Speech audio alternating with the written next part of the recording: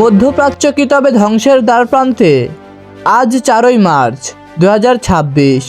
গত কয়েক দশকের মধ্যে পৃথিবী আজ সবচেয়ে বড় সামরিক সংঘাতের সাক্ষী হচ্ছে। একদিকে ইসরায়েল ও আমেরিকার অত্যাধুনিক সমরাস্ত্র, অন্যদিকে ইরানের মরণপণ লড়াই।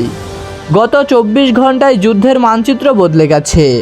আজকের এই বিশেষ প্রতিবেদনে আমরা তুলে ধরব যুদ্ধের ফ্রন্ট লাইন থেকে আসা প্রতিটি বড় বড় আপডেট। সহজ ভাষায় বুঝে নিন আসলে কি ঘটছে।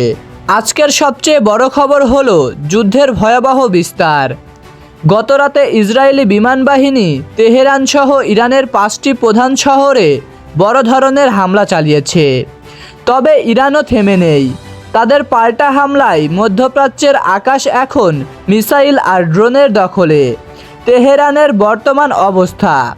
ইসরায়েলি গোয়েন্দা সংস্থা মোসাদের দেওয়া তথ্য বা দাবি অনুযায়ী তারা বলছে ইরানের পারমাণবিক স্থাপনাগুলো খুব কাছে আঘাত হানতে সক্ষম হয়েছে। তেহরানের আকাশে আজ সারাদিন ধোঁয়ার কুণ্ডলী দেখা গেছে। ইরানের পাল্টা জবাব। ইরান থেকে আজ সকালে প্রায় 300টি ফাতাহ-2 হাইপারসনিক মিসাইল ছোড়া হয়েছে, যার লক্ষ্য ছিল তেল আবিব এবং হাইফা শহর।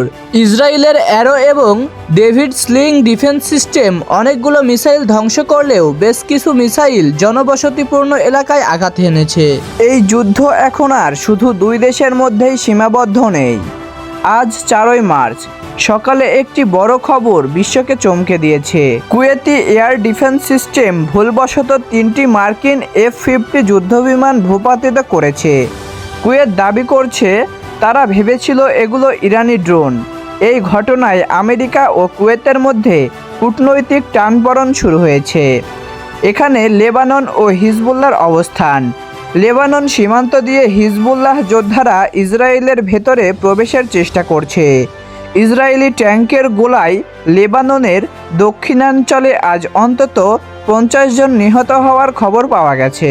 ইরান আজ ঘোষণা করেছে যে তারা বিশ্বের সবচেয়ে গুরুত্বপূর্ণ তেলের পথ হরমুজ প্রণালী মাইন পুঁতে বন্ধ করে দিয়েছে। এর মানে হলো বিশ্ববাজারে তেলের সরবরাহ প্রায় 20% কমে যাবে। তেলের আকাশচুম্বী দাম হয়ে যাবে।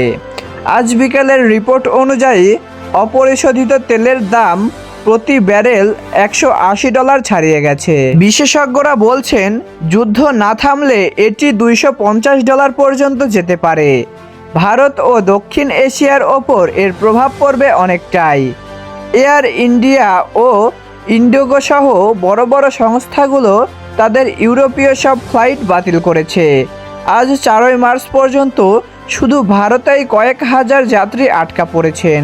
পরিসংখ্যান বলছে এই কয়েকদিনের যুদ্ধে সাধারণ মানুষের রক্তে রঞ্জিত হয়েছে রাজপথ। ইরানের স্বাস্থ্য মন্ত্রণালয় জানিয়েছে 4ই মার্চ পর্যন্ত নিহতের সংখ্যা 600 ছাড়িয়েছে, যার মধ্যে নারী ও শিশুর সংখ্যাই বেশি।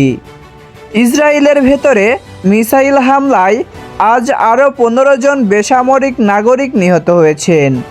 মানুষ এখন মাটির নিচের বাংকারে আশ্রয় নিচ্ছে। দুবাই, কাতার এবং বাহরাইনে আতঙ্কিত মানুষ দোকানপাট থেকে খাবার মজুত করা শুরু করেছে। সংযুক্ত আরব আমিরাত আজ থেকে সব শিক্ষা প্রতিষ্ঠান অনির্দিষ্টকালের জন্য বন্ধ ঘোষণা করেছে। বিশ্ব এখন দুই ভাগে বিভক্ত। প্রথমত পশ্চিমা জোট।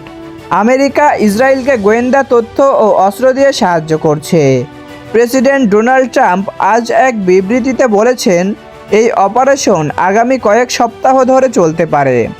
অন্যান্য দেশের মন্তব্য।